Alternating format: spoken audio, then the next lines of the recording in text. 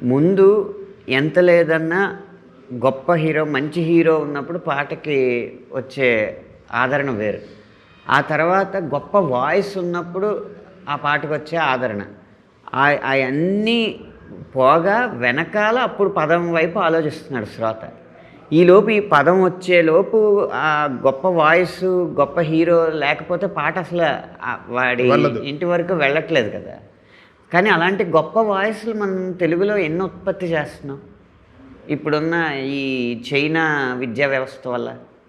China అంటే తెలుసు కదా! ఒక విద్యా సంస్థ చేయితోను, ఒక విద్యా సంస్థ పేరు నాతోను ప్రారంభమవుద్ది. ఈ చైనా విద్యా సంస్థ వల్ల విద్యా విధానాల వల్ల వచ్చే ఉత్పత్తులు కూడా చైనా ఉత్పత్తులే అవుతున్నాయి. తుస్సుమంటున్నాయి. పాకిస్తాన్ వాడి PL-15 మిసైల్స్ తుస్సుమన్నట్టు ఇక్కడ ఉత్పత్తులు కూడా అలా తుస్సుమంటున్నాయి. కారణం ఏంటంటే మన 2 తెలుగు రాష్ట్రాల్లోనూ గత 25 సంవత్సరాలుగా 90ల్లో మొదలై ఇప్పుడు దాకా కొనసాగుతుంది ఏంటంటే కార్పొరేట్ విద్యా విధానం బాగా చొచ్చుకుపోయిందండి. చొచ్చుకుపోయి టెక్నో స్కూల్స్ అని, తొక్కలో స్కూల్స్ అని రకరకాలు పెట్టేసి 6వ తరగతి నుంచి నువ్వు మ్యాథ్స్ చే, ఫిజిక్స్ చే, కెమిస్ట్రీ చే కొట్టేస్తావు ఐఐటి. నీకు భాష అక్కర్లేదు, చరిత్ర అక్కర్లేదు, పౌరశాస్త్రం అక్కర్లేదు, ఆర్థిక శాస్త్రం అక్కర్లేదు, ఏం అక్కర్లేదు. నువ్వు ఫార్ములాలు బట్టి పట్టు, కొట్టే, ర్యాంక్ కొట్టే.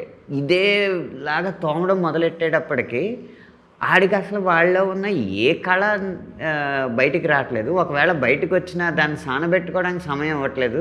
నువ్వేం చేసుకున్నా ఎంఎస్ అయిపోయి మంచి ఉద్యోగం, మంచి ప్యాకేజ్ సాధించి, మంచి కట్నం సాధించి పెళ్ళైన తర్వాత కావాలంటే నువ్వేం కావాలంటే అది చేసుకోండి.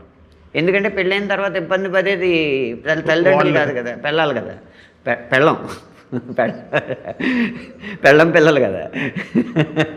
కాబట్టి ఆ విద్యా విధానం అలాంటిది సమాజంలో చొచ్చుకుపోవడం వల్ల నిజమైన కళాకారులు అందరూ ఒక 2 తరాల కళాకారులు ఆస్ట్రేలియాలో స్టోలెన్ జనరేషన్ అంటారు చూడండి, అలాగే ఇది స్టోలెన్ ఆర్టిస్టిక్ జనరేషన్స్ అయిపోయింది. నిజమైన గాయకులు 99% రావట్లేదండి తెలుగులో.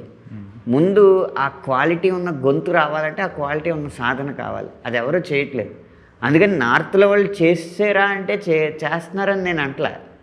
అది మనకి కొంచెం డిఫరెంట్గా వినపడేటప్పటికి అలాంటి గొంతులో ఉన్న పాటలు ఎక్కువ ఆదరిస్తున్నారు.